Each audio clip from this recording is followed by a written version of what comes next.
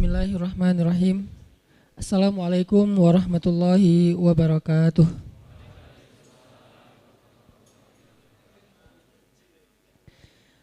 Alhamdulillahirabbil alamin, nahmaduhu wa nasta'inuhu wa nastaghfiruh wa na'udzu billahi min syururi anfusina wa sayyiati a'malina. Asyhadu an la ilaha illallah wahdahu la syarikalah wa asyhadu anna Muhammadan abduhu wa rasuluhu la nabiyya ba'dah. Allahumma salli wa sallim wa barik ala sayyidina wa habibina wa maulana Muhammadin wa ala alihi wa sahbihi wa man tabi'ahu ila yaumiddin. Teman-teman yang dirahmati Allah Subhanahu wa taala, kullu am wa antum bi khair. Semoga sepanjang tahun kita berada dalam kebaikan. Taqabbalallahu minkum sholihal a'mal. Semoga Allah menerima amal-amal teman-teman semuanya sepanjang bulan Ramadan kemarin. Pada malam ini kita mengawali kembali kajian sharing Rabu malam kita yang kita sedang coba untuk buat live streamingnya di beberapa kota, ada nobarnya. Ini adalah trial kita buat bikin kegiatan kelanjutan dari ngabuburit Ramadan nanti setelah lebaran ini. Cuman bentuknya insya Allah nanti akan kita bikin dalam bentuk semacam telekonferensi. Jadi kita akan bikin semacam konser pemuda seperti ngabuburit, dan kita tambahkan beberapa program atau proyek-proyek sosial melibatkan beberapa komunitas-komunitas anak muda, dan kita lakukan serentak di beberapa kota di Indonesia, live streaming dan bentuknya interaktif seperti telekonferensi. Dan malam ini kita sedang mencoba men-trial membangun sistem untuk itu. Dan kalau ada di antara teman-teman yang lebih paham tentang konsep atau sistem telekonferensi kayak gini, yang mirip-mirip kayak Tomorrowland, nanti silahkan bisa sama-sama kita sharing, kita bikin sistem konser pemuda yang kontennya adalah kegiatan sosial, kreativitas, dan jadi panggung hobi-hobi anak muda di seluruh Indonesia, sehingga nanti kita bisa sama-sama di seluruh Indonesia secara serentak mengadakan kayak muhasabah serentak, kemudian ada ceramah di beberapa kota, masing-masing ada ustadznya, ada DJ-nya. Misalnya di kota mana nanti ada Ustadz Adi Hidayat, di kota mana ada Ustadz, kalau nanti bisa komunikasi dengan Ustadz Abdul Somad, di kota yang lain ada Ustadz Felix, di kota yang lain nanti ada saya, tapi serentak. Dan pas muhasabahnya jadi satu. Misalnya kalau ceramahnya dari siang sampai malam jadwalnya berbeda, habis zuhur siapa, habis asar siapa, yang lain juga pada nonton secara live streaming. Pas muhasabah semuanya jadi telekonferensi merujuk ke kegiatan kita. Insyaallah ini sedang kita trial, doain aja mudah-mudahan proyek konser pemuda ini berhasil. Seperti ngabuburit, cuman nanti ada tambahan sosial proyeknya supaya lebih bermanfaat. Karena buat kita revolusi mental itu bukan hanya sebuah narasi, tapi kita mencoba untuk membangun mental kita sebagai anak muda lewat activity, bukan lewat narasi aja. Mudah-mudahan dengan aktiviti-aktiviti yang berdasarkan hobi, akhirnya kita bisa menjadi orang yang khairun nas anfa'uhum linnas. Karena menjadi khairun nas anfa'uhum linnas itu jangan hanya kita terjemahin dari angle sedekah doang. Jadi terkesannya khairun nas anfa'uhum linnas itu harus jadi orang kaya dulu baru jadi anfa', jadi orang yang bermanfaat. Padahal semua orang itu punya potensi untuk jadi anfa'uhum linnas, menjadi orang yang paling banyak ngasih manfaat buat orang lain. Bukan hanya dengan kekayaan, harta atau materi, bisa dengan potensi bakatnya, bisa dengan hobinya, bisa dengan kreativitasnya, bisa dengan apapun. Dan kita mencoba untuk mengkoreografikan semua itu menjadi sebuah orkestra kreativitas anak muda di seluruh Indonesia, menjadi seorang anak muda muslim yang kata Nabi khairun nas anfa'uhum linnas. Karena itu adalah gen kita. Gen muslim sejak kita mengatakan asyhadu alla ilaha illallah itu harusnya menjadi anfa'uhum linnas. Jadi kalau kita mengaku sebagai muslim tapi belum menjadi anfa'uhum linnas, belum banyak menebar kebaikan dan kebermanfaatan buat orang lain, kita seperti mengabaikan gen yang telah Allah tumbuhkan di dalam darah kita sebagai seorang muslim. Yaitu kuntum khaira ummatin ukhrijat linnas. Jadi kalau kata Nabi, sebaik-baik manusia adalah yang paling bermanfaat. Kalau kata Allah, kalian adalah sebaik-baik manusia. Kalau digabung antara ayat dan hadis ini berarti harusnya seorang muslim menjadi yang paling banyak ngasih manfaat buat orang lain. Baik sesama muslim, bahkan kepada saudara kita yang non muslim. Baru kita menjadi muslim sejati insya Allah. Dan itu kita coba bikin ala kita sebagai anak muda. Kita akan jadi anfa, menjadi orang yang paling bermanfaat, bukan hanya sebagai orang kaya, tapi sebagai anak muda yang punya bakat, punya potensi, punya kreativitas. Dan insya Allah saya yakin selama itu bukan dosa, semuanya bermanfaat. Bahkan yang biasanya selama ini dipakai buat dosa, ternyata bisa juga dipakai buat yang gak dosa. Kayak saya mengatakan DJ bisa bermanfaat. Orang konotasinya kan, ini kita merubah mainstream dan mindset masyarakat dari hal yang negatif menjadi positif itu kan butuh waktu. Selama ini konotasi yang namanya DJ itu hanya di tempat-tempat hiburan malam. Padahal kemarin pas kita ngabuburit di Gasibu yang ngiringin kita lagu Indonesia Raya dan Indonesia Pusaka, DJ. Berarti potensi DJ juga kalau dia arahkan kepada hal yang bermanfaat, insya Allah jadi kebaikan. Gitu juga vokalis beberapa band, vokalis beberapa genre musik dan segala macam, termasuk anak-anak break dancer. Semua selama itu bukan melanggar syariat dan bukan sesuatu yang dosa, insya Allah jadi potensi khairun nas anfa'uhum linnas. Ditambah lagi Nabi pernah bilang, an-nasu ma'adin, kata Nabi. Manusia itu seperti logam. Az-zahabu wal fiddah. Ada yang emas, ada yang perak. Yang jelas an-nasu ma'adin. Manusia itu kayak logam. Arti kayak logam, semua orang itu punya potensi dalam dirinya. Gak ada satu orang pun yang Allah lahirkan hanya jadi beban buat orang lain. Gak ada. Selemah apapun dia, Allah kasih dia potensi. Semua orang punya potensi. An-nasu ma'adin. Nabi nggak bilang al-mu'min ma'adin, al-muslim ma'adin, tapi an-nas. Mau dia muslim, mau dia non muslim, semuanya ma'adin, semuanya logam. Dalam dirinya ada az-zahabu wal fiddah, ada unsur emas dan perak.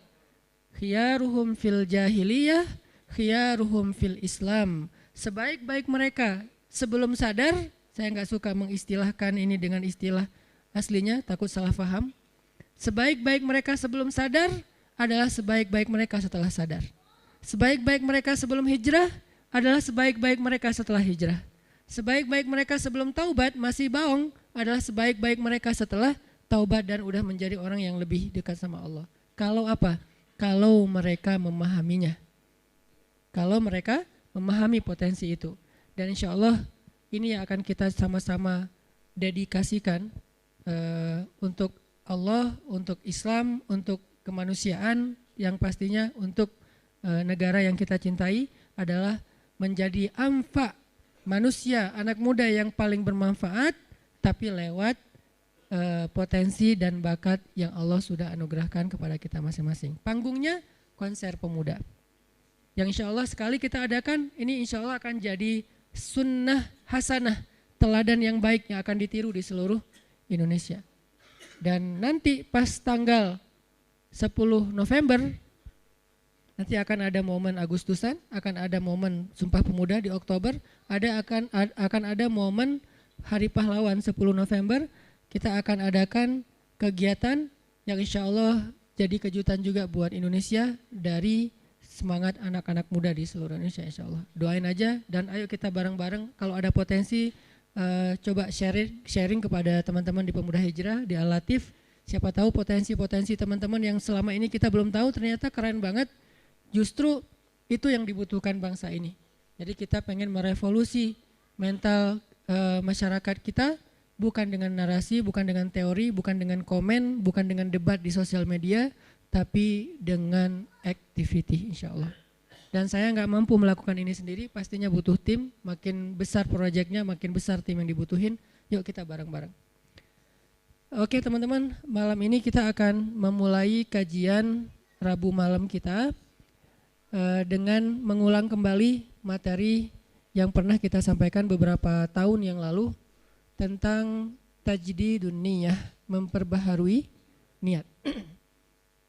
Kita akan bahas tentang min ajaibil ikhlas, di antara keajaiban-keajaiban ikhlas. Apa pentingnya niat dalam kehidupan kita? Bukan hanya dalam sholat dan ritual, tapi dalam kehidupan kita. Terus bagaimana ikhlas itu bisa merubah sesuatu yang sedang kita alami, baik itu musibah ataupun itu anugerah. Kemudian bagaimana cara kita menjadi seseorang yang mukhlis, sampai ke derajat tertinggi dari mukhlis itu adalah mukhlas. Jadi ada mukhlis, ada mukhlas. Orang mukhlis adalah orang yang sedang belajar menjadi ikhlas. Orang mukhlas, orang yang udah ikhlas banget. Jadi orang yang mukhlas itu gak ada bedanya antara dipuji sama dicela. Itu mukhlasin. Ketika dia posting sesuatu, likersnya banyak atau malah hatersnya banyak, buat dia gak ngaruh. Itu mukhlasin. Gak gara-gara dia yang nge-like dan komen positifnya disanjung banyak, jadi dia semangat. Terus giliran di hate sama orang lain, dicela sama orang lain, dia jadi kayak pundung gitu. Ini berarti sedang belajar mukhlis. Orang mukhlas nggak ada bedanya bagi dia antara emas dan batu. Sama di mata dia antara emas dan batu. Orang mukhlas sama di mata dia antara pujian dan celaan. Orang mukhlas sama di mata dia antara orang yang membalas kebaikannya atau justru mengkhianati kebaikannya. Dia tetap menolong orang tersebut. Ini mukhlasin, derajat tertinggi dari mukhlisin. Sehingga para anbiya kayak Nabi Yusuf, Nabi Musa, Allah menyebutnya mereka adalah mukhlasin. Wadhkur fil kitabi Musa innahu kana mukhlasan wa kana rasulan nabiyya, salah satunya. Coba kalian ingat kisah tentang Musa. Musa adalah seorang hamba yang mukhlasan, mukhlas banget, yang udah gak ada bedanya dipuji orang, dicela orang, diikuti orang, ditinggalkan orang, buat dia gak beda. Dia tetap berbuat baik, dia tetap taat kepada Allah. Gak ada bedanya ketika dia berhijrah, kemudian hijrahnya ini menguntungkan atau hijrahnya ini menjadi ujian. Dia tetap berhijrah karena dia tahu hijrah itu baik.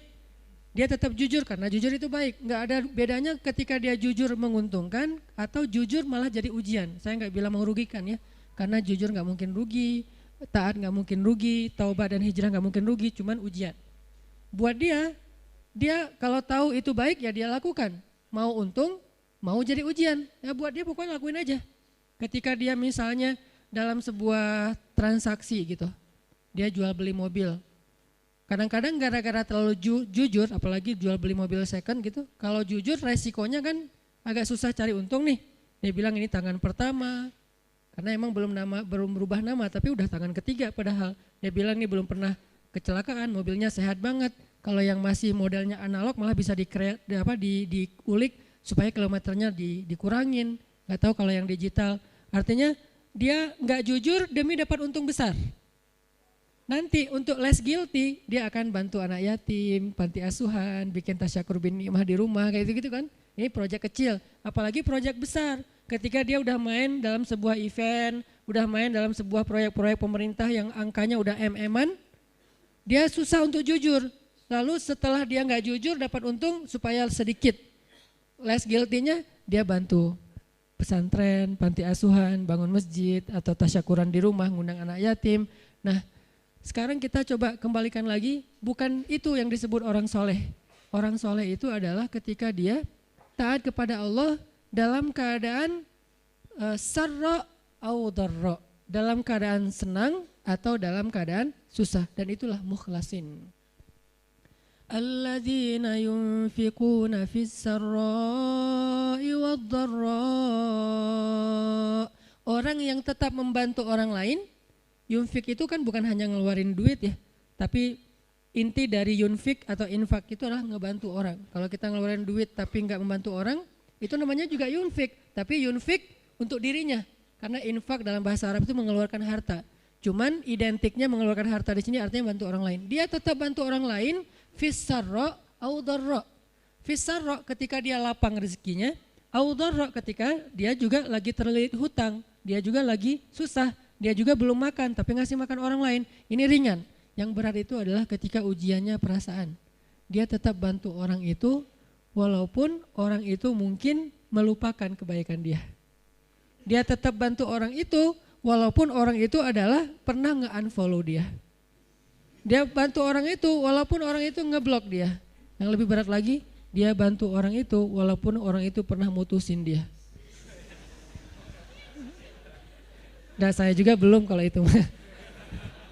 Masih mukhlisin, belum mukhlasin. Mukhlisin lagi belajar ikhlas, belum benar-benar jadi orang yang ikhlas. Bisa nggak kita ngelakuin satu kebaikan tanpa lagi membedakan antara efek dari kebaikan itu nguntungin atau justru menjadi ujian. Nah ini kalau udah nggak ngaruh lagi efek itu, insya Allah kita udah menjadi hamba yang mukhlason. Kalau yang mukhlason, maka setan udah nggak bisa lagi ngegodain kita. Karena ketika setan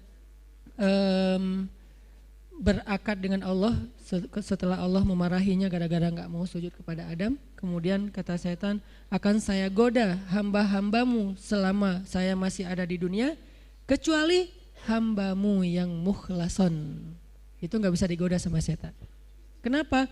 Mau goda pakai apa? Udah nggak ada bedanya di dia antara nikmat dunia dengan ujian dunia. Dia cuma tahu ini taat, ini baik, ini halal, dia kerjakan. Mau itu untung, mau itu jadi ngerugiin dia dalam tanda petik, mau itu malah buat orang meninggalkan dia lakukan dengan akhlak yang tetap santun. Ini yang kita belajar dari menjadi seorang hamba yang ikhlas, menjadi seorang hamba yang mukhlas, sampai akhirnya kita lebih mudah melakukan kebaikan. Kayak misalnya kan ujian buat kita tuh kadang di keluarga aja. Ada anak yang bilang, Ustadz, memang masih pantas saya berbakti sama ayah yang dulu pernah ninggalin saya, nggak nafkahin saya, zalim sama saya, pernah nyakitin fisik saya, dan segala macam. Kan ada pertanyaan gitu kan kita sebagai anak. Padahal nggak usah nanya gitu juga, yang namanya orang tua pasti berjasa dalam hidup kita. Dan sepanjang hidup kita berbakti kepada mereka, itu belum bisa ngebayar satu aja pengorbanan mereka untuk kita. Sama kayak seorang istri kepada suami, begitu juga anak kepada orang tua. Tanpa bertanya gitu, apalagi sampai nanya. Kalau sampai misalnya kita berpikir, ayah saya pernah zalim sama saya, ibu saya pernah zalim sama saya dengan berbagai macam kasus. Maka jawabannya kalau dari angle konten kita malam ini, mau jadi orang yang mukhlas atau mau jadi orang yang pamrih. Kalau mau jadi orang yang mukhlas, gak ada bedanya. Asalkan itu adalah berbakti kepada orang tua. Apapun orang tuanya, mau orang tuanya baik atau menurut dia gak baik, yang namanya Allah suruh berbakti ya saya berbakti. Orang saya kan ngelakuinnya karena Allah. Berakatnya kepada Allah bukan kepada makhluk. Itu kan inti dari ikhlas, berakat dengan Allah bukan berakat dengan makhluk. Kalau berakat dengan Allah maksudnya apa? Berarti kita minta rewardnya dari Allah, minta apresiasinya dari Allah, minta kebaikannya dari Allah bukan dari makhluk. Yang kita harapin like dari Allah, yang kita harapin di repost oleh Allah. Karena ada sahabat-sahabat yang captionnya pernah di-repost sama Allah di Al-Quran. Salah satu sahabat yang captionnya di-repost siapa? Umar bin Khattab. 3 kali di-repost oleh Al-Quran.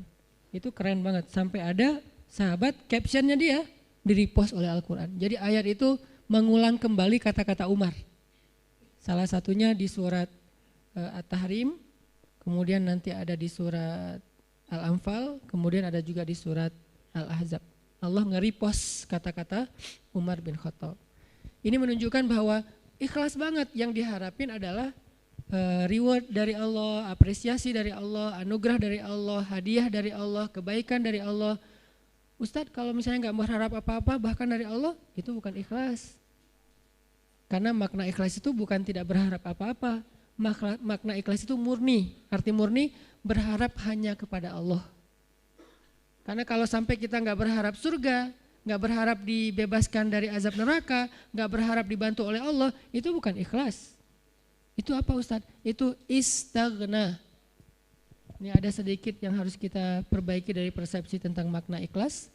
Apa bedanya ikhlas dengan istaghna? Kalau ikhlas tidak berharap kecuali kepada Allah. Kalau ke Allah dia berharap surga, Allah sendiri yang menjanjikan kan. Wa'adallahu alladhina amanu misalnya, wa basyiril ladzina amanu wa amilus solihat anna lahum jannat. Ayat kayak gitu kan banyak banget di Al-Qur'an ya. Allah menyediakan untuk mereka ampunan, Allah menyediakan untuk mereka surga, Allah menyediakan untuk mereka kebaikan. Wa may yattaqillaha yaj'al lahu makhraja wa yarzuqhu min haitsu la yahtasib, yukaffir anhu sayyiati wa yu'dhim lahu ajra, yaj'al lahu min amrihi yusra. Ayatnya banyak banget. Kalau Allah udah nawar-nawarin terus kita bilang, "Dah saya mah enggak butuh itu namanya istagna. Istagna arti bahasanya merasa enggak butuh. Terjemahan lebih umumnya lagi, sombong. Jadi kalau kita enggak berharap apa-apa ke Allah, justru Allah tuh enggak suka. Bukan Allah salut, hebat ya hamba ini ya, ngelakuin kebaikan enggak berharap apa-apa. Enggak, itu Allah enggak suka. Kalau kita ke teman, kita suka. Karena ketika dia berharap sesuatu ke kita jadi beban. Kalau Allah itu enggak jadi beban, jangan samakan Allah dengan makhluk. Ketika kita berharap terus Allah jadi beban. Ntar dulu saya mau cuti, kenapa? Bebannya banyak banget, semua orang berdoa ke saya. Kan gak gitu Allah. Masa ketika kita berdoa Allah jadi beban? Bukankah Allah berfirman, kulla yaumin huwa fi sya'an. Setiap hari Allah sibuk, walaupun sibuk, wala ya'uduhu hifzuhuma. Allah gak pernah kerepotan. Wala ya'uduhu hifzuhuma. Allah gak pernah kerepotan untuk memelihara, menjaga dan memberikan hak huma, langit dan bumi dan apa yang ada di dalamnya. Jadi ikhlas itu bukan enggak berharap apa-apa teman-teman. Ikhlas itu tidak berharap kecuali kepada Allah saja. Ke Allah berharap surga. Ya Allah beri saya surga. Sampai Nabi bilang kalau kalian minta surga, mintalah surga Firdaus yang paling tinggi. Jadi puncaknya Firdaus. Apakah Nabi kurang ikhlas? Bukankah ikhlas kita belajarnya dari Nabi? Adakah yang lebih baik ikhlasnya daripada Nabi? Tidak ada. Bahkan para anbiya pun belajarnya kepada Rasulullah seandainya mereka sezaman. Bukti mereka Nabi lebih baik dari mereka apa? Semua Nabi itu nggak mention Nabi Muhammad. Semua Nabi dari mulai Nabi Adam, Nuh, apalagi Rasul ya, Nuh, Musa, Ibrahim, semua Nabi dan Rasul pernah mention tentang @Muhammad_Abdullah. Semua pernah mention di postingan mereka. Bahkan banyak kayak Musa sering, Nabi Ibrahim bahkan dalam doa-doa beliau nggak mention Nabi kan. Sehingga Nabi Muhammad itu udah dikenal dari sejak zaman Nabi Adam. Kapan ya Muhammad datang? Lewat satu zaman, belum muncul. Lewat zaman kedua, kapan ya Muhammad yang dimention itu datang? Jadi setiap umat yang soleh pasti nungguin Rasulullah loh. Umat Nabi Adam nungguin Nabi Muhammad, umat Nabi Nuh nungguin Nabi Muhammad. Tapi mereka tahu bahwa Nabi ini akan muncul, cuman gak tahu kapannya. Ternyata beruntungnya kita, beliau muncul dan kita menjadi umatnya. Yang pengen jadi umat Nabi Muhammad itu bukan cuma kita teman-teman. Semua umat Nabi itu pengen jadi umat Nabi Muhammad. Walaupun mereka gak bilang, aduh nyesel jadi umat Nabi Musa, gak gitu juga sih. Mereka menghargai Musa, cuman mereka juga kayak berandai-andai punya wish gitu ya. Bisa gak ya jadi umat Nabi Muhammad? Kenapa? Karena Nabi Muhammad ini paling keren, paling luar biasa. Ya Sayyidul Anam. Bukan cuma Sayyidul Anbiya, Sayyidul Anam, pemimpinnya semua manusia. Bahkan malaikat juga ikut kepada Rasulullah SAW gitu. Para Anbiya sholat di Masjid Al-Aqsa diimamin oleh Rasulullah SAW. Jadi nggak ada orang yang lebih baik dalam masalah agama daripada Rasul. Kalau Nabi mengajarkan kita tentang mengharapkan kebaikan kepada Allah dan itu masuk dalam bagian ikhlas, berarti kalau ada orang yang gak mengharapkan lalu merasa paling ikhlas, ini pasti ada yang miss nih tentang pemahamannya. Enggak, tetap berharap, ya Allah masukkan saya ke surga. Bahkan doa kita sebelum kita salam, salah satu yang diajarkan apa? Allahumma inni a'udzubika min azabi jahannam wa min azabil qabr wa min fitnatil mahya wal mamat wa min syiddatil fitnah wa min syarri fitnatil masiihid dajjal. Atau doa yang dibaca sama Bilal terus di like sama Nabi itu apa? Yang diposting sama Bilal. Allahumma inni as'aluka ridhaka wal jannah wa a'udzubika min sakhatika wan nar. Itu kan postingan Bilal ya. Yang first like-nya malah Rasulullah. Lalu yang lain pas ngeliat Rasulullah nge-like pada nge-like juga. Akhirnya malah di save gitu postingan Bilal dan dihafal. Kemudian di repost sampai zaman kita sekarang. Isinya apa itu? Meminta dan berlindung. Berarti mengharapkan kan? Meminta berarti mengharapkan surga dan ridho Allah. Berlindung berarti mengharapkan terbebas dari neraka dan kemarahan Allah. Ini berarti ikhlas. Jadi kalau kamu kenapa puasa? Biar ujian nasionalnya lancar. Oh nggak ikhlas tuh. Ikhlas kalau berharapnya ke Allah. Kenapa tahajud? Biar nilainya bagus. Ikhlas kalau berharapnya ke Allah. Kenapa ini? Karena ini. Kenapa ini? Baik urusan dunia maupun urusan akhirat selama halal ya. Karena kalau kenapa sekarang kamu rajin tahajud? Biar gua bisa dagangannya laku. Padahal dalam berdagang dia banyak curang. Ini nih agak klise nih. Klise sekali ya. Mirip-mirip dengan orang Khawarij di zaman sahabat. Sampai Nabi bilang gini. Ini klisenya Khawarij ya. Kalau di zaman kita menurut sebagian besar ulama dan saya sepakat dengan itu seperti ISIS. Klisenya Khawarij itu apa? Kata Nabi, kalau kalian membandingkan ibadah kalian dengan ibadah mereka, maka kalian akan meremehkan ibadah kalian. Saking ibadah orang Khawarij itu luar biasa. Itu soleh banget dari sisi ibadah ya. Taat banget, rajin ibadah banget. Sampai di zaman sahabat ada orang Khawarij lagi selesai perang, mereka istirahat di bawah sebuah pohon korma. Duduk di atas kepala para sahabat. Jadi ada sahabat yang dipenggal kepalanya, mereka duduk di atas kepala sahabat yang habis dipenggal, istirahat, tiba-tiba jatuh buah kurma. Pas buah kurma jatuh, temannya ngambil.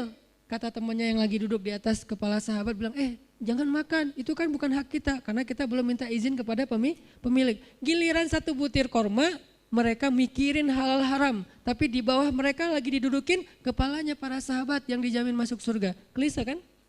Ini yang sering terjadi. Kadang-kadang kita dari satu sisi ahli ibadah, malam tahajud, siang puasa, tapi komen di sosial media masih istilahnya gibah, buka aib, apa-apa segala macam. Ini berarti kita kayak agak sedikit aneh gitu kesolehannya. Nah, termasuk orang yang pengen jadi orang baik tapi nggak mengharapkan apa-apa. Sampai ada syair, dan saya agak kurang setuju dengan syair ini, mengatakan, ya Allah kalau saya berbuat baik karena pengen surga, tutuplah pintu surga itu dari saya, gitu kan ya. Kalau saya beribadah karena takut neraka, masukkanlah saya ke dalam neraka. Saya melakukan itu hanya karena cinta. Terkesan hub, al-khauf, dan ar-roja itu tiga hal yang bertentangan. Padahal tiga hal ini tiga-tiganya bagian dari iman. Hub, cinta, bagian dari iman. Kita harus mencintai Allah lebih dari segalanya. Khauf, takut kepada Allah, bagian dari iman. Sampai Nabi mengatakan, Ra'sul hikmah makhafatullah. Puncaknya orang yang berilmu itu takut sama Allah. Jadi orang yang paling takut pada Allah, yang paling banyak berilmu. Innama yakhsyallaha min ibadihi al-ulama. Orang yang paling takut kepada Allah di antara hambanya adalah orang yang berilmu. Begitu juga dengan ar-raja.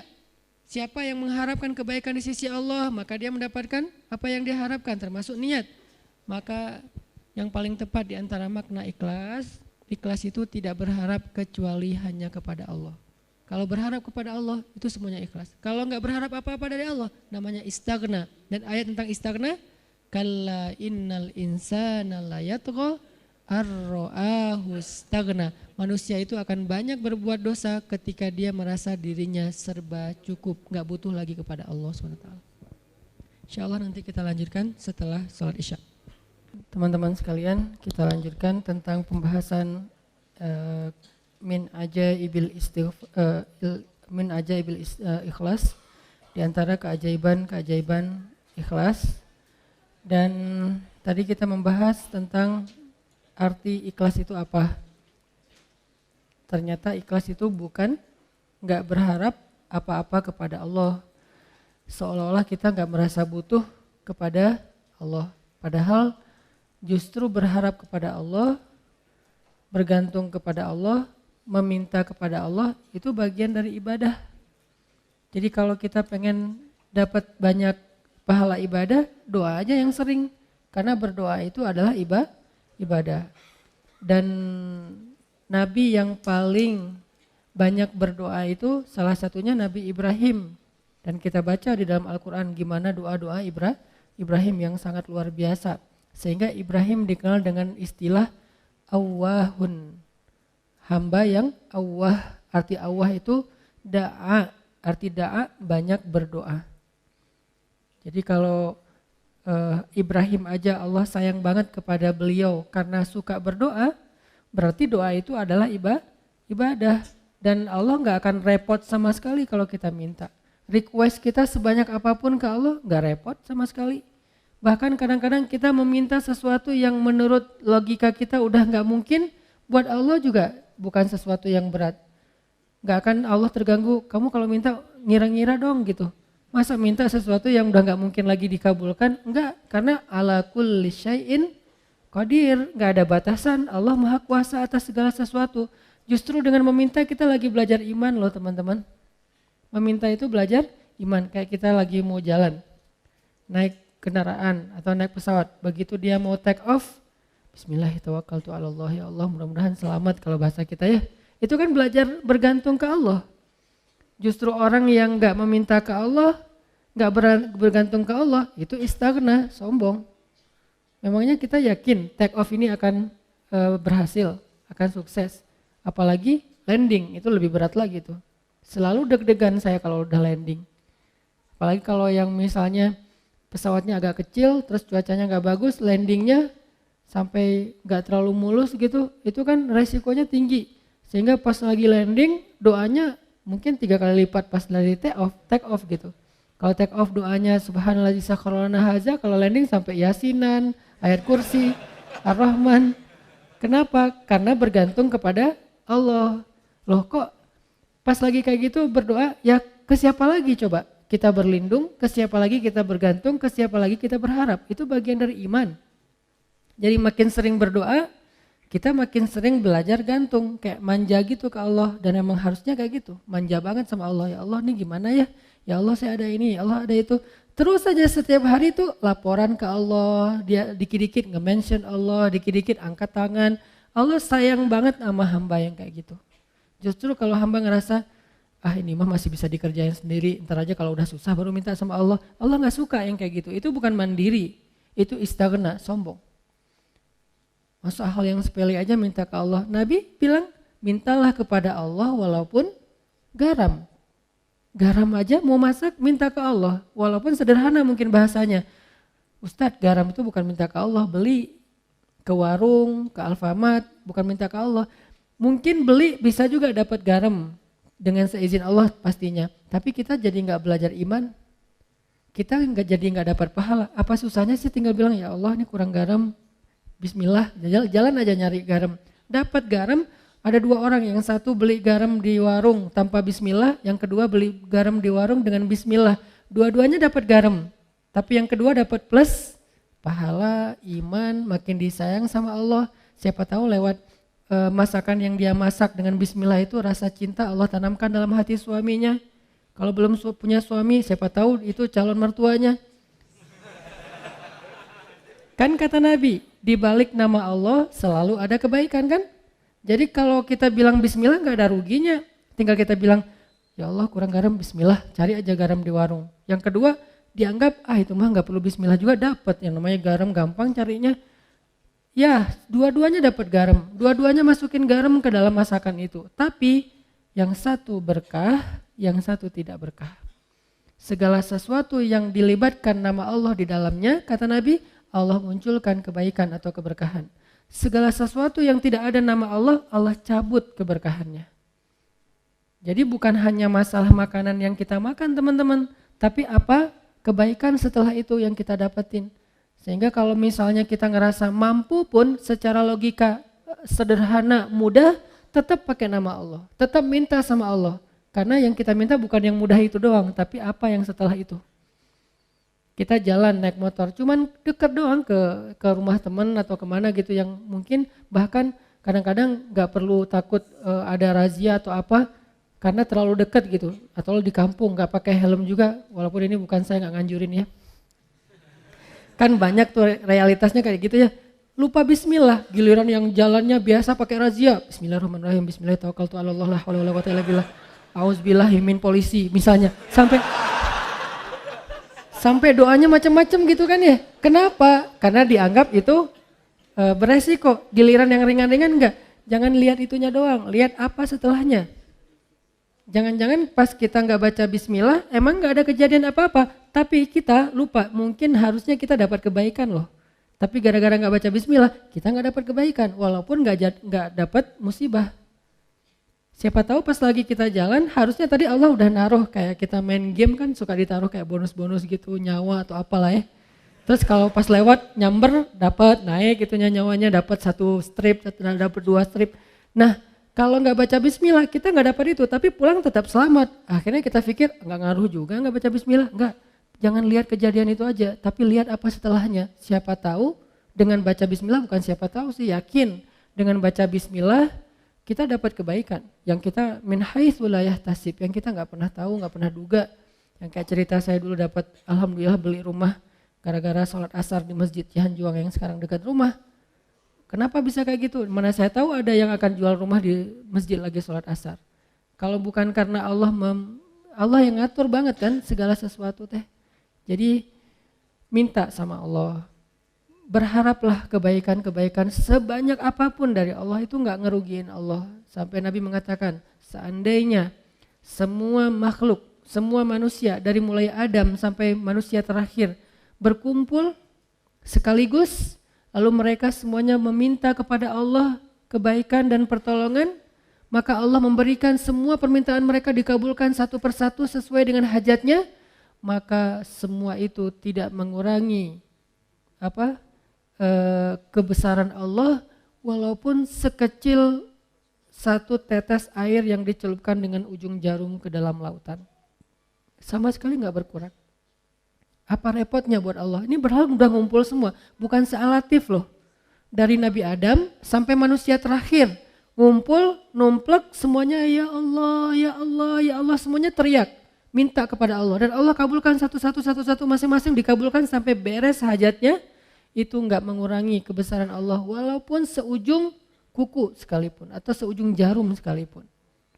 Jadi keliru kalau kita memahami seolah-olah Allah jadi repot gara-gara kita minta terus. Gak enak minta sama Allah terus, mending kita beribadah aja, jangan banyak minta, malu. Enggak, justru Allah kalau kita minta, Allah malu gak ngasih. Kan kata Nabi, Allah itu malu kalau hambanya mengangkat kedua tangannya dan meminta yang baik untuk tidak mengabulkan Allah, itu malu, pasti dikabulkan sama Allah. Bahkan yang mustahil menurut kita. Mustahil menurut kita, iya. Minta aja sama Allah, enggak namanya minta sama Allah apa susahnya sih?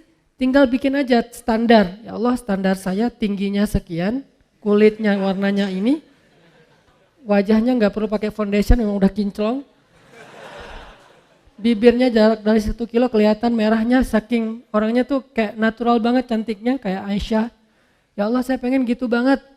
Agak-agak mustahil mungkin menurut kita ya, tahu diri lah ya. Ya, kayaknya mustahil sih Allah, tapi kan buat Allah gak ada yang mustahil. Buat saya itu mustahil, gak mungkin. Tapi buat Allah siapa tahu bisa. Dan pasti bisa, yakin 100% bisa. Kok bisa Ustaz? Emang Ustaz dapat? Dapat dong. Kalau saya bilang enggak, ntar gak dibukain pintu. Insya Allah pasti dapat teman-teman. Kalau misalnya gak dikasih di dunia, dikasih di akhirat, yang pasti dikasih. Ustadz, kenapa nggak dikasih di dunia? Daripada kita kaget, terus daripada kita lagi akhirnya jadi fitnah, kita nggak sanggup menanggung punya pasangan secantik bidadari, banyak banget yang ngelirik dia, tiba-tiba followersnya naik, kan kita sendiri nggak repot kan? Nah, akhirnya dikasih yang kita sanggup menanggung kecantikan itu, sehingga kita nggak terabaikan dari hal yang lain, nggak bikin kita sombong. Coba kalau terlalu keren malah bikin kita sombong, kalau yang terlalu biasa bikin kita bingung. Ya udah yang tengah-tengah aja, sesuai dengan kebutuhan kita. Nanti di akhirat baru dikasih sesuai dengan kita. Ya Allah, kok sekarang saya dapatnya keren gini ya Allah, kan kamu dulu mintanya gini. Siapa dia? Pasangan halal kita di dunia yang Allah make upin lagi nanti di akhirat. Make up dunia aja bisa berubah orang, yang kan banyak tuh di Instagram yang viral gitu kan. 2 foto kan ya, ini yang asli, ini hasil make up. Atau 3, asli make up editan. Yang ketiga paling keren kan. Nah, kebayang nggak editan di dunia aja pakai apps itu bisa sekeren itu. Gimana editan akhirat? Allah yang edit. Jadi juru riasnya tuh langsung Allah yang ciptakan. Pas dibangkitkan dari kubur, bulu mata udah lentik. Kamu siapa? Kan aku. Kok udah berubah, bulu mata udah lentik, alis udah bertaut, nggak lurus gini kayak balok ya, bertaut gitu. Udah keren pokoknya. Minta aja lah, apa susahnya sih minta sama Allah, tinggal ya Allah saya gini. Bukan hanya dalam masalah jodoh, dalam masalah rezeki. Minta aja yang banyak. Kenapa takut meminta yang baik-baik dari Allah? Ya Allah jadikan saya orang kaya, tapi orang kaya yang dermawan. Jangan kaya kayak Korun, tapi kaya kayak misalnya Nabi Ayub. Kayanya ya, bukan sakitnya. Diperjelas, takutnya nanti dikasih. Kamu pengen kayak Nabi Ayub, tuh sakit aja 17 tahun. Ya Allah bagian itu saya lupa bilang. Kalau doa juga kadang-kadang harus hati-hati gitu. Ya Allah saya pengen kaya seperti Ayub yang dermawan. Ibrahim tuh, gimana kayanya Ibrahim? Kita kan jarang tahu kalau Ibrahim itu orang kaya kan. Kaya banget loh. Ukuran kekayaan Ibrahim apa teman-teman? Setiap malam Ibrahim itu menyembelih 100 ekor onta untuk para tamu yang berziarah ke Masjidil Aqsa. 100 ekor onta. Satu onta itu 40 juta harga paling murahnya. Kali 100 berapa? 4 miliar ya. Setiap malam 4 miliar. Setiap malam. Bukan setahun sekali. Setiap malam ngeluarin duit 4 miliar untuk ngejamu para penziarah yang datang ke kota suci Al-Quds. Itu baru makanan. Dan beliau menyediakan tempat penginapan bintang 5 gratis untuk semua para turis yang datang ke Masjidil Aqsa. Jadi Masjidil Aqsa yang sekarang Al-Quds yang diklaim Israel sekarang itu, dulu tuh Ibrahim sendiri yang ngelolanya tuh. Ibrahim tuh bukan orang miskin, orang kaya, tapi diuji ninggalin istri dan anaknya di tengah padang batu dengan bekal yang seadanya. Kalau beliau nggak punya apa-apa, wajar dong. Hajar menganggap, oh Ibrahim nggak punya apa-apa, ninggalin kita di sini. Tapi Ibrahim tuh orang kaya raya, kok bisa ninggalin istrinya kayak gitu, nggak dikasih bekal yang cukup? Ujian buat Hajar dari Allah SWT. Sehingga akhirnya Hajar belajar iman kayak gitu-gitulah. Jadi minta aja. Kalau misalnya Allah nggak ngasih di dunia kekayaan sebanyak yang kita minta, dikasih kekayaan di akhirat. Dan kekayaan di akhirat juga kita butuh. Bahkan di akhirat kita lebih butuh lagi jadi orang kaya daripada dunia. Kenapa? Karena di akhirat kita menjadi orang yang perjalanan sendirinya itu cukup lama. Gak dibantu siapa-siapa itu cukup lama. Baru setelah periode ini lewat, baru nanti akan ada periode kita ketemu lagi dengan pasangan kita, ketemu lagi dengan keluarga kita, yang pasti gak akan ketemu lagi dengan mantan kita. Itu ada adegan kayak gitu nanti di akhirat. Masa di surga ketemu mantan kan baper ya. Kenapa sih kamu udah masuk surga masih sedih? Itu. Kok mereka berduaan gitu-gitu amat sih, selfie-selfian aja dari tadi. Nah kamu pasangannya di mana? Ketinggalan di padang mahsyar. Kok bisa? Kebanyakan gosip. Jadi hisapnya lah lama gitu. Ini definisi dari ikhlas. Ikhlas itu berharap kepada Allah yang baik-baik dunia dan akhirat. Yang kedua, Nabi SAW bersabda hadis yang paling populer. Bahkan hadis ini bisa dibilang Al-Fatihahnya hadis. Al-Fatihahnya, kedudukan hadis ini di dalam hadis-hadis Nabi seperti kedudukan Al-Fatihah di dalam Al-Quran. Innamal a'malu binniyat wa innama likulli imri'in ma nawa dan seterusnya. Hadis Bukhari Muslim dari Umar. Nah kata Nabi innamal a'malu binniyat. Amal itu tergantung niat. Arti amal ucapan, penglihatan, pendengaran, perbuatan, tingkah laku, semua yang zahir kita nih, innamal a'malu binniyat. Akan Allah nilai, akan Allah anggap kebaikan atau tidak, tergantung di sini teman-teman, bukan yang di zahir. Makanya ada hadis yang menjelaskan hadis ini kan, ada hadis dijelaskan oleh hadis, ayat dijelaskan oleh ayat gitu kan, ayat dijelaskan oleh hadis, kan sesama teks ini saling menjelaskan. Hadis Nabi bilang, innallaha la yanzuru ila aswarikum wala ila amwalikum wala ila a'malikum walakin yanzuru ila qulubikum. Allah ngelihatnya bukan ke penampilan kalian dulu. Allah enggak ngelihat perbuatan kalian dulu. Allah enggak ngelihat harta kalian dulu. Allah ngelihat hati kalian dulu. Yang ngelihat hati di sini artinya apa? Hatinya baik atau enggak? Bukan. Ikhlas apa enggak? Itu maksud dari Allah ngelihat hati dulu. Sehingga kalau misalnya kita mau dihargai oleh Allah, diberikan balasan kebaikan oleh Allah, ini dulu yang harus kita islah. Disebut dengan istilah Tajdidun niat, perbaharui niat. Kenapa perbaharui niat? Karena niat ikhlas itu dijaga teman-teman, nggak cuma di awal. Ada orang di awal ikhlas, tapi di tengah riya. Lawan dari ikhlas itu by the way riya. Ada di awal ikhlas, di tengah ikhlas, di akhir riya. Ada di awal ikhlas, di tengah ikhlas, di akhir ikhlas, setelah beberapa tahun riya.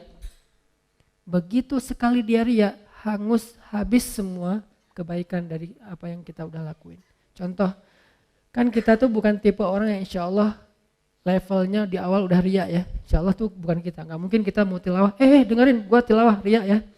Oh, enggak kan, kita bukan tipe gitu, insya Allah kita di satu level di atasnya. Orang yang insya Allah di awalnya ikhlas. Nggak mungkin juga kita misalnya mau ngelakuin satu kebaikan semuanya terus kita niatkan. Kalau orang yang niatnya dibaca usolli sunnata tahiyatul masjid rakaatain lillahi ta'ala. Kan gitu kan ya. Ini riya sengaja. Usolli sunnata misalnya duha rakaatain riyaan linnas Allahu akbar.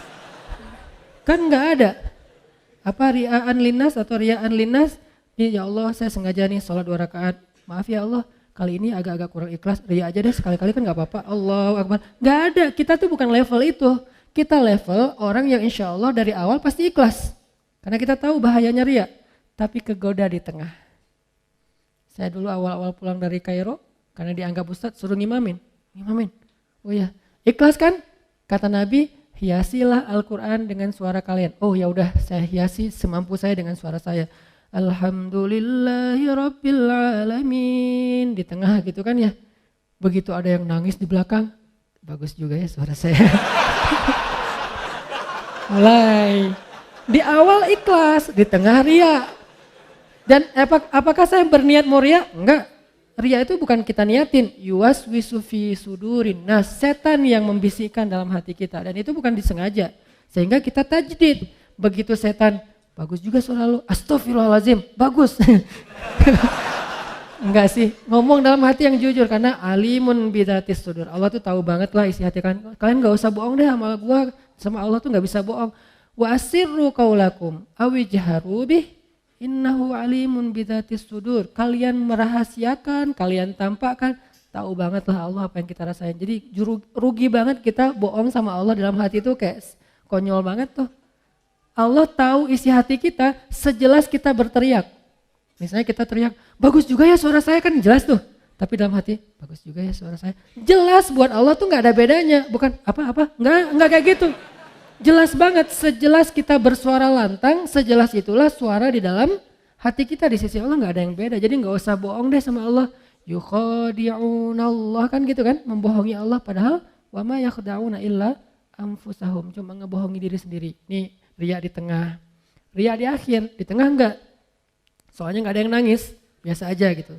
Tilawah, begitu selesai sholat datang, Ustadz baru pertama saya bisa nangis dalam sholat. Di Masjidil Haram aja saya gak bisa nangis, di belakang Ustadz saya nangis. Oh iya Pak, Alhamdulillah istiqomah ya Pak. Dalam hati, Bapak baru tahu. Mulai yuwas-wis, Bapak gak pernah lihat YouTube saya. Mulai yuwas, itu kan terjadi kan. Saya pernah ngerasain itu teman-teman, makanya tajdid, perbaharui lagi.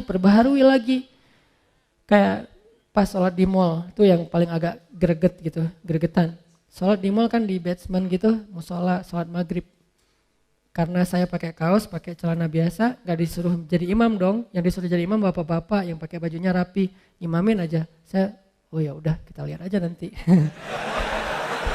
Jadi imam. Begitu si bapak baca Quran, tuh kan kata saya juga apa? Udah gak usah lama-lama, al-ikhlas aja gitu.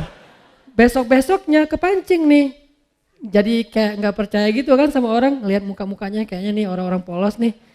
Pas lagi mau dorong-dorong, saya kayak kedorong gitu. Siapa sih yang dorong saya gitu. Pura-pura kedorong gitu. Ini bukan saya loh yang mau ya, gak tahu siapa sih yang dorong saya gitu. Udah, Sof, benerin Sof. Dalam hati, Sof udah dengerin ya. Nih gini nih tilawahan yang benar nih. Allah, riya. Mau saya baca 1 juz, 10 juz, 30 juz, 1 huruf pun gak ada nilainya di mata Allah. Innamal a'malu binniyat. Dan gak bisa saya bohong sama Allah. Bohong ke manusia mungkin bisa. Saya kayak bacanya kayak khusyuk banget. Orang-orang sampai kagum gitu, respect. Masya Allah ya suaranya, bacaannya luar biasa. Pasti dari hati nih karena kerasa di hati. Kata dia. Tapi kan Allah tahu. Ya tapi Allah maha menutupi aib. Allah gak mau buka. Enak aja lo ngomong. Enggak. Allah baru buka aib nanti di akhirat. Di dunia gak akan Allah buka. Allah menjaga aib kita. Supaya apa? Supaya kita perbaiki diri. Ya Allah dia ngomongnya gitu, padahal enggak, astagfirullahaladzim, tajdidin niyah, perbaharui lagi niatnya, perbaharui. Ini pengennya karena Allah. Datang setan-setan tuh enggak akan lepas kita, dia pegang erat-erat tuh. Setan enggak mau ngelepas kita sampai kapan? Sampai mukhlasin, enggak ada bedanya lagi tadi pujian atau celaan, baru dia akan nyerah. Tapi kan kelas kita masih mukhlisin ya, itu juga kalau mampu. Nah kadang-kadang bukan di akhir, nanti setelah beberapa tahun. Nah kayak misalnya kita tahajud, udah 10 tahun nih tahajud, tiba-tiba ada teman kita mancing, gimana ya biar bisa tahajud, susah banget saya udah masang 10 alarm gak kebangun. Udah tidur di lantai biar cepat bangun, malah lebih nyenyak tidurnya. Gimana sih cara biar tahajud, saya udah olahraga siang harinya biar malamnya tidur awal jadi cepat bangun, tetap aja olahraga, tidur ya tidur, gak bangun-bangun. Gimana ya caranya? Kita kepancing, awalnya niatnya ikhlas juga, pengen sharing, pengen ngasih semangat. Sebetulnya sih tahajud itu gampang kalau udah jadi habit, gitu. Gimana maksudnya? Lah kalau udah jadi habit mau dia capek, pulangnya telat, yang namanya jam 2 pasti udah kebangun. Biar jadi habit berapa lama? Ya standarnya sih 10 tahun. Kalau kamu gimana? Ya alhamdulillah 10 tahun. Habis semuanya. Satu malam pun gak ada nilainya, coba. Sayang banget kan? Ria itu menghanguskan semua amal kita yang kita riakan seperti api menghanguskan kayu sampai jadi debu. Enggak bernilai lagi, enggak bisa dipakai apa-apa. Tapi ria ini sepele banget, halus banget, enggak berasa. Dia muncul tanpa kita niatkan, enggak ada niat kita pengen ria pastinya, enggak mau. Lu tanya dong ke gue tentang tahajud biar gue bisa ria. Enggak mungkin kan? Enggak ada kayak gitu, dia kepancing oleh orang lain. Lebih parah lagi kadang-kadang kepancingnya justru karena celaan. Kita dipancing oleh orang-orang yang gak menghargai kita. Lu gak tahu ya, kayak misalnya seorang istri. Suaminya misalnya kayak ngerasa paling banyak berjasa sendiri, paling banyak berbuat, paling penting di rumah itu. Akhirnya istrinya, tahu gak sih kerjaan saya di rumah ngapain aja? Disebutin satu persatu pengorbanannya, kebaikannya. Gara-gara kepancing oleh suami, habis semuanya. Makanya jangan kepedean dulu bahwa kalau kita udah bertaubat, berhijrah, udah rajin ke masjid, kita lebih mulia dari orang lain yang belum melakukan itu, belum tentu. Kebaikan kita yang banyak apakah menjamin kita lebih mulia? Belum tentu. Sampai akhir hayat baru dihitung. Karena hisab itu bukan di dunia, di akhirat. Kenapa kita udah menghisab di dunia? Arti menghisab udah langsung bikin nilai bahwa saya lebih baik dari kamu, bahwa saya lebih mulia dari kamu. Ngapain kita katakan itu? Padahal kita belum wafat. Kok masih belum bisa disimpulkan Ustaz? Bukankah nanti di akhir hayat bisa aja semuanya jadi hangus gara-gara ria? Seorang kakek ngumpulin keluarganya pas lagi sakit keras. Anaknya, cucunya, menantunya. Nah, cucu-cucu semuanya jangan tinggalin sholat ya. Ya kek, alhamdulillah kakek udah 40 tahun gak pernah tinggal sholat, habis sholatnya. Kamu kalau udah mampu segera haji, karena kalau udah tua susah haji, kakek dulu haji itu udah susah. Untungnya kakek orangnya semangatnya tinggi, jadi walaupun susah dilakonin juga. Alhamdulillah udah 15 kali haji, habis hajinya. Tilawah minimal sehari 1 juz ya tilawahnya, alhamdulillah udah 20 tahun. Kakek itu gara-gara ikut program apa gitu, setiap hari bisa 1 juz, akhirnya kakek udah 20 tahun gak pernah tinggal tilawah 1 hari 1 juz, habis semuanya. Padahal bentar lagi mau meninggal, rugi kan? Begitu bangkit, ya Allah amal saya mana? Habis. Kapan habisnya? Detik-detik terakhir. Makanya jangan langsung menyimpulkan. La tuzakku anfusakum kata Allah. Janganlah kalian menganggap diri kalian suci atau lebih mulia daripada orang lain. Tapi bersyukur atas kebaikan, hidayah, taubat, amal soleh ini. Ya itu berarti kita menghargai Allah, bukan memuliakan diri sendiri. Ini jadi amal itu sangat tergantung kepada apa yang ada di dalam hati kita. Ada orang yang dengan lisannya ngomong baik, tapi di sisi Allah itu bukan kebaikan. Contoh, wa minan nasi may yaqulu amanna billahi wa bil yaumil akhir. Ada manusia Allah nggak mau nyebut orang beriman karena tidak beriman. Ada orang bilang amanna billahi wa bil yaumil akhir. Kami beriman kepada Allah, kami beriman kepada hari akhir. Declare. Dia posting. Dia bilang kami beriman kepada Allah dan hari akhir. Allah komen. Kata Allah apa? Wa ma hum bimu'minin. Mereka tidak beriman. Padahal udah ngomong. Kok masih ditolak sama Allah? Alasannya apa? Fi qulubihim marad. Di hati mereka ada penyakit. Apa penyakitnya? Khida, riya. Mereka tidak mengatakan itu kecuali untuk mendapatkan simpatik dari manusia, bukan dari Allah. Berarti ucapan doang belum tentu. Kita astagfirullah, astagfirullah, astagfirullah, astagfirullah. Ucapan kan? Kalau nggak benar dari hati bahwa kita benar-benar menyesali dosa, maka Allah menilai sesuai dengan hati kita. Siapa tahu kita istighfar hanya pengen disebut sebagai ahli istighfar. Astagfirullah, astagfirullah, astagfirullah. Begitu ada orang dekat dengan kita, astagfirullahaladzim, astagfirullah, astagfirullah. Makin kencang istighfarnya. Perasaan tadi pelan-pelan biasa-biasa aja. Kenapa jadi lebay gitu? Karena ada orang kanan kiri. Gitu juga dengan sholat. Begitu sholat sendiri cepat-cepatan. Gitu sholat berjamaah baru juga takbir. Allah. Dari mana juga bacaan sholat adanya gitu kan ya. Saking menghayati. Kenapa? Karena dia dilihat orang lain. Allah tahu banget lah yang gitu-gitu, gak usah acting deh di depan Allah. Begitu kita acting, Allah bilang fi qulubihim marad. Yang masalah itu bukan zahir kamu. Berdiri takbir kamu itu udah sifat sholat Nabi. Naruh ininya sifat sholat Nabi. Berdirinya sifat sholat Nabi. Bacaannya bacaan Nabi. Kenapa bacaan Nabi? Di hari ini Nabi baca surat ini. Sholat ini Nabi baca surat ini. Sampai sedetail itu. Rukunya itu benar-benar bisa naruh air dan gak tumpah. Saking sifat sholat ruku Nabi. Sujudnya bisa masuk anak kambing. Kan bangetlah zahirnya. Tapi kalau dalam hatinya dia berpikir, nih kalian lihat nih, ini baru sifat sholat Nabi. Kalian belajar sama saya, habis semuanya tuh. Kenapa? Fi qulubihim marad. Hatinya ada riya. Jadi Allah innamal a'malu binniyat, maksudnya yang Allah nilai pertama ini dulu. Kalau ininya benar, zahirnya ada kurang-kurang dikit, Allah sempurnakan. Kalau zahirnya sempurna, di sini kurang, Allah hilangkan. Allah anggap gak ada apa-apa, gak ada kebaikan apapun, gak ada nilai. Jadi tergantung di sini ternyata. Kan ada kisah orang yang pengen sedekah, diam-diam kan, tiga kali salah. Dia bilang, ya Allah nanti kalau udah malamnya larut, orang semuanya pada tidur, saya baru mau sedekah. Ini berarti dia sedekahnya kan diam-diam ya, gak ada yang lihat ya, ikhlas gitu.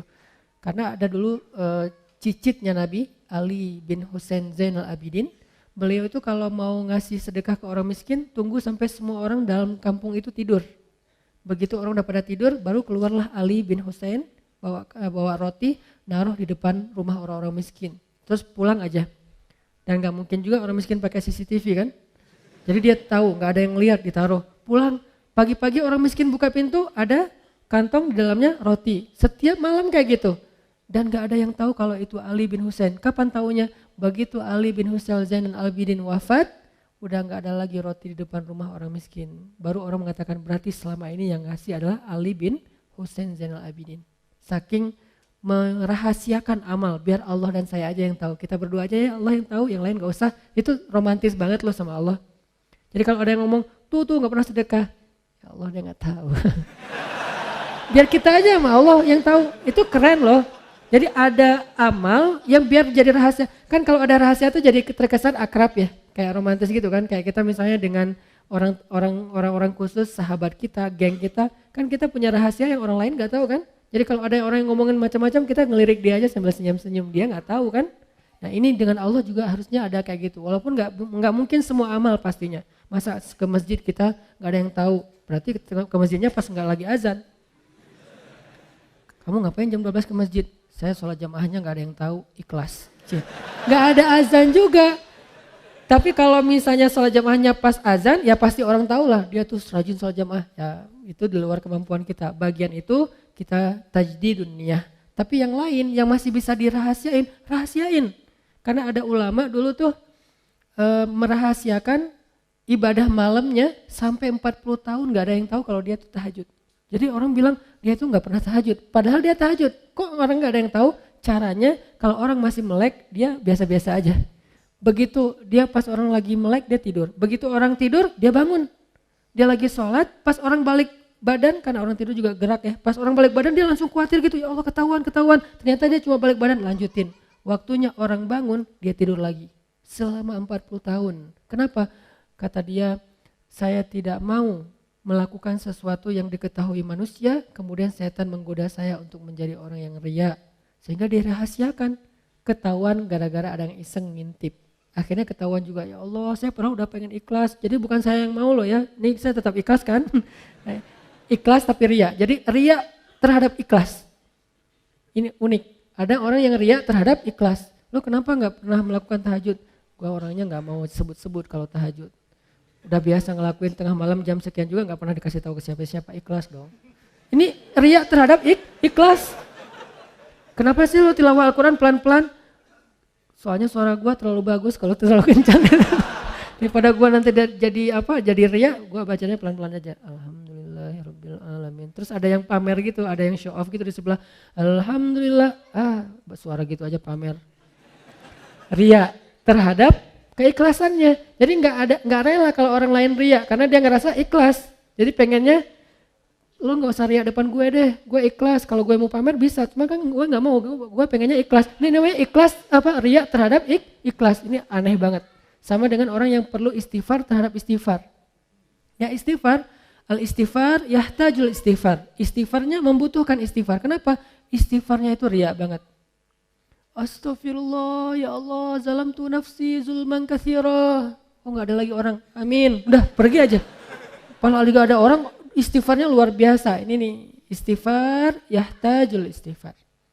Istighfar yang membutuhkan istighfar. Jadi ada laki-laki, dia sedekah, ya Allah malam ini saya pengen sedekah ke orang pertama yang saya temuin di luar rumah. Malam-malam, kayak kita mungkin jam 12 malam dia keluar, ketemu seorang laki-laki, ngasih aja, pergi.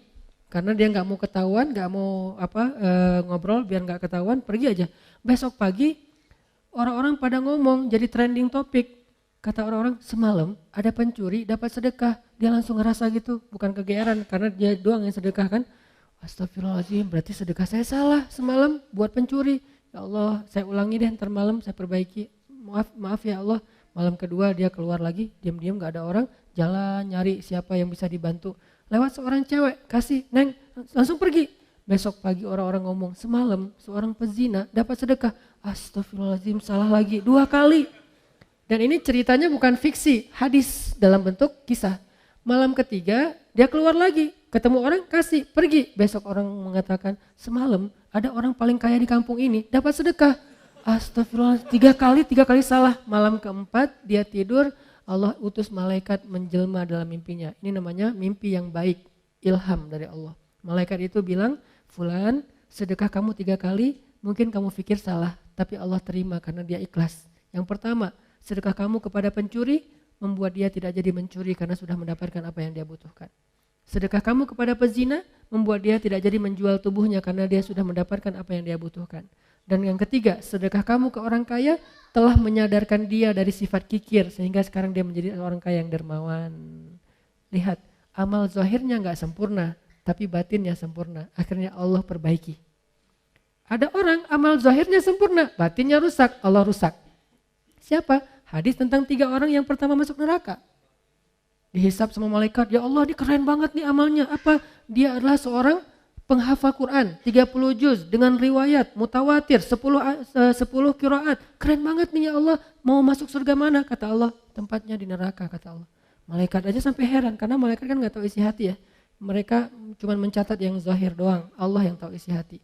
Malaikat nanya, ya Allah salah dia apa? Kan dia ahli Al-Quran, rajin membaca, rajin menghafal, pembawa Al-Quran kemana-mana. Kata Allah, karena dia tidak menghafal Al-Quran untuk aku, dia menghafal Al-Quran untuk dikenal sebagai qori, hafiz. Sempurna kan amalnya, tapi rusak isi hatinya, sehingga rusak semua pahalanya. Yang kedua, orang yang dermawan, ya Allah ini rajin banget sedekah, setiap hari sedekah. Kata Allah, tempatnya di neraka. Kata malaikat, kenapa ya Allah? Dia tidak bersedekah untuk aku, dia bersedekah untuk disebut jawad, orang yang dermawan. Habis lagi, padahal sedekahnya udah sempurna. Yang paling parah tuh yang ketiga, di lehernya masih ada bekas luka karena terbunuh dalam peperangan. Malaikat kagum gitu, respect. Wah ini keren banget ya Allah, ini orang yang syahid, orang yang mujahid, orang yang berjihad. Kata Allah tempatnya di neraka malaikat. Kata malaikat, kenapa ya Allah? Dia tidak berjihad untuk aku, dia berjihad untuk disebut syuja, sang pemberani, seorang pahlawan. Lihat, zahirnya sempurna, batinnya rusak, maka rusak. Zahirnya kurang-kurang dikit, batinnya sempurna, maka sempurna. Innamal a'malu binniyat. Ini maksud dari kalimat ini. Insyaallah pekan depan kita lanjutkan kalimat wa innama likulli imri'in ma nawa, apa artinya. Jadi per kalimat kita bahas, kita bedah, dan mulai tahun ini setelah lebaran ini kita akan membahas, mungkin akan sedikit nambah grade-nya ya. Pakai lebih banyak hadis, lebih banyak ayat supaya kita mulai punya basic yang kuat tentang Islam kita. Insyaallah tetap dalam bentuk booster motivasi. Jadi innamal a'malu binniyat, amal kita itu bukan yang zahir dulu yang Allah nilai, tapi isi hati dulu yang Allah nilai. Perbaiki niat, tajdidun niyah. Jaga amal kita dengan menjaga niat. Kita mungkin mudah menjaganya di awal. Bagaimana dengan di tengah ketika sedang melakukannya? Bagaimana dengan di akhir, apresiasi atau celaan orang setelahnya? Bagaimana setelah beberapa tahun, setelah kita merasa bahwa ini keren banget, kita istiqomah, itu akan sangat berpengaruh. Mungkin amal kita banyak, tapi belum tentu semuanya sampai kepada Allah. Dari sekian banyak amal yang kita lakukan, cuma sedikit mungkin yang sampai kepada Allah. Yang sedikit itu hanya yang gampang-gampang, yang ringan-ringan. Kenapa? Cuman itu yang kita gak bisa ria. Mau riain apa? Bacanya Al-Ikhlas. Tapi giliran bacanya surat-surat yang susah, ria kan? Nah justru kadang-kadang yang sampai itu yang ringan-ringan, yang sepele-sepele, yang kita gak bisa ria ke siapa-siapa. Orang juga lebih baik dari kita. Mungkin cuma itu yang sampai ke hadapan Allah. Sedangkan yang susah kita lakuin malah gak sampai. Kenapa? Mungkin di awal, di tengah, di akhir ikhlas, tapi after years akhirnya kita ria. Mudah-mudahan Allah menjaga amal kita dengan menjaga hati kita. Ya muqallibal qulub, tsabbit qulubana. Ya Allah yang membolak-balikan hati, tetapkanlah hati kami dalam keikhlasan. Rabbana la tuzigh qulubana ba'da idh hadaitana. Ya Allah, jangan gelincirkan hati kami condong kepada keburukan setelah Engkau beri petunjuk. Ya musarrifal qulub, sarrif qulubana ila ta'atik. Wahai yang mengalihkan hati, alihkanlah hati kami kepada ketaatan kepadamu. Allahumma habbib ilainal iman wa zayyinhu fi qulubina wa karrih ilainal kufra wal fusuqa wal isyan waj'alna minar rasyidin. Ya Allah, jadikan kami cinta kepada iman dan amal soleh, dan jadikan rasa cinta itu indah di dalam hati kami, dan jadikan kami benci kepada kekufuran, kedurhakaan dan dosa, dan jadikanlah kami termasuk orang yang mendapatkan petunjuk. Allahumma ighfir lana wa liwalidayna. Ya Allah, ampunkan dosa-dosa kami, ampunkan dosa kedua orang tua kami. Jika ada kebaikan-kebaikan yang kami lakukan, maka alirkanlah juga pahala itu kepada kedua orang tua kami. Karena tidaklah kami mendapatkan satu kebaikan kecuali itu kami tahu dari orang tua kami, diajarkan oleh orang tua kami, dibesarkan oleh orang tua kami. Maka pahalailah kedua orang tua kami atas setiap kebaikan yang kami lakukan. Rabbana atina fid dunya hasanah wa fil akhirati hasanah wa qina azabannar. Subhanakallahumma wa bihamdika asyhadu an la ilaha illa anta astaghfiruka wa atubu ilaik. Assalamualaikum warahmatullahi wabarakatuh.